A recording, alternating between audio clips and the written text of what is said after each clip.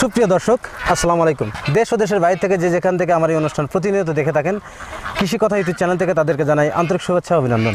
শুরু করছি প্রতিবেদন, সঙ্গে আছে আমি এরশাদ হোসাইন। প্রিয় দর্শক, আমি আজ আসছি রানীনগরের পাশেই গাজনাবিল। এখানে এক ভাই হাঁস পালন করে থাকেন।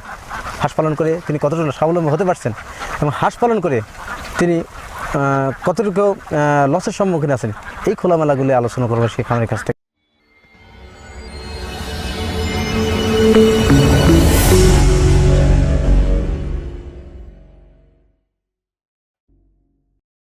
আসসালামু আলাইকুম ভাই, ভালো আছেন?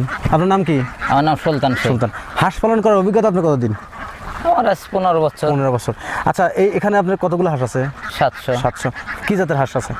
এটা ক্যাম্বেল আর জিল্ডিং আছে অল্প করে। ক্যাম্বেল হাঁস বা জিল্ডিং হাঁস দিয়ে কেন খামারটা শুরু করেন আপনারা?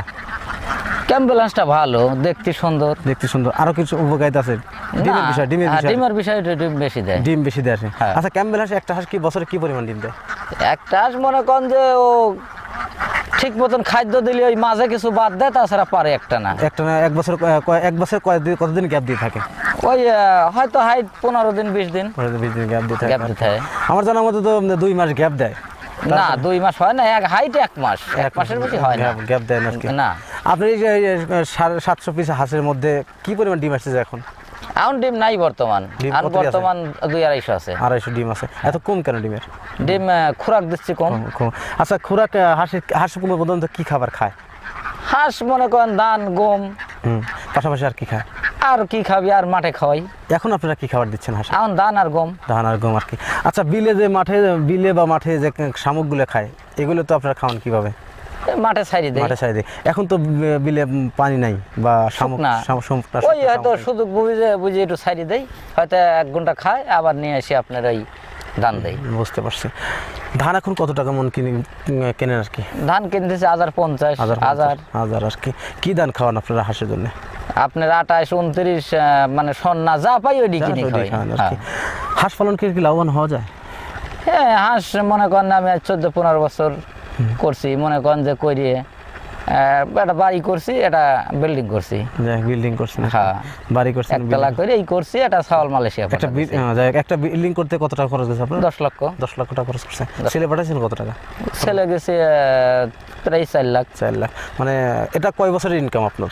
এই তো মনে করেন 14-15 বছর ইনকাম করছি। হ্যাঁ, কি করা যায়? আরো তো সংসার আছে। আর সংসার তো আছে, খাওয়া পড়া আছে না?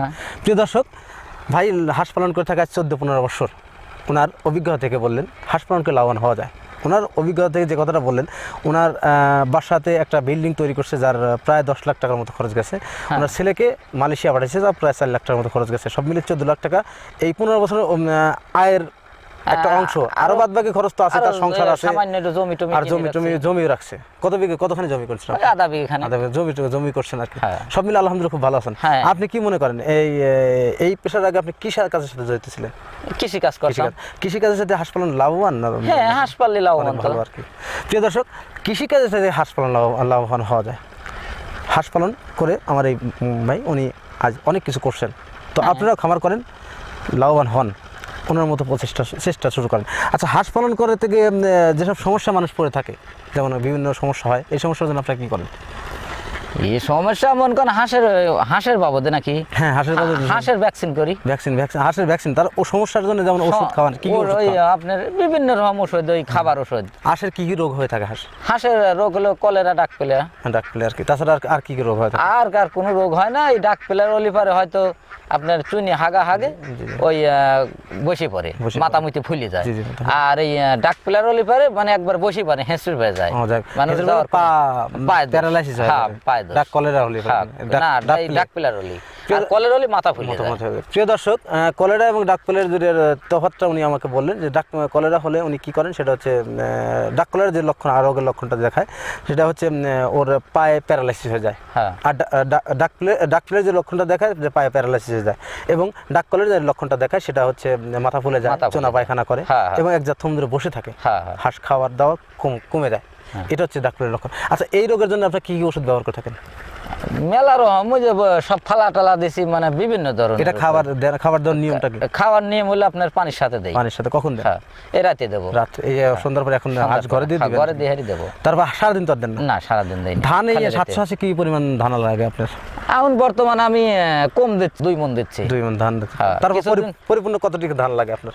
আপনার তো এখন বর্তমান 2 মণ দিচ্ছে আর কি। কতটি লাগে আর কি এই 700,000? 700 2 মণ দেই। 2 মণ দেন, কিন্তু আর কতটি মিনিমাম লাগার কথা? মেন হলো নিম্ন হলো 4 মণ। 4 মণ ধান লাগে, তাহলে সামনে পরিপূর্ণ ডিম দেবে। পরিপূর্ণ ডিম দেবে। পাশাপাশি বিলে খাবার খায়। বিলে হাঁস কি কি খায়?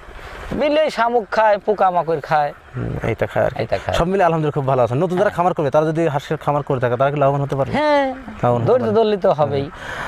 হাঁস খামার করতে গেলে চেষ্টা তো করতেই হবে। চেষ্টা করতে হবে। আপনার অভিজ্ঞতা থেকে বলবেন হাঁস খামার কিরকম পরিশ্রম করতে হয়? হাঁস খামার করতে গেলে পরিশ্রম আছে। পরিশ্রম আছে আর কি। পরিশ্রম। আপনি এই হাঁস পালন করতে কয়টা লোক আছে? আমরা 3 জন আছি। 3 জন আর কি। হ্যাঁ। 3 জন। তাদের কি বেতন আছে না? হ্যাঁ, বেতন আছে, মানে এই স্যারের বেতন আছে 8000, আর আমার ছেলে আর আমি থাকি। যাক, প্রিয় দর্শক, ওনারা 2 বাপ বেটা সহ একটা লোক রাখা আছে যার বেতন 8000 টাকা দিয়ে থাকেন। তারপরে উনি আলহামদুলিল্লাহ খুব ভালো আছেন। হাঁসের খামার করে এত কিছু করছেন, এজন্য উনি বলছে হাঁসের খামার করে লাভবান হওয়া যায়। কোনো ব্যক্তি যদি প্রচেষ্টা করে এবং ধৈর্য ধরে থাকে তাহলে হাঁসের খামার লাভবান হতে পারবেন, এই কথা বললেন খামারি। তো প্রিয় দর্শক, সন্ধ্যা করি বেলা অস্ত যাচ্ছে, আর কথা না বাড়াই আজকের প্রতিবেদন এখানে সমাপ্ত করছি। ভালো থাকেন, সুস্থ থাকেন, আল্লাহ হাফেজ।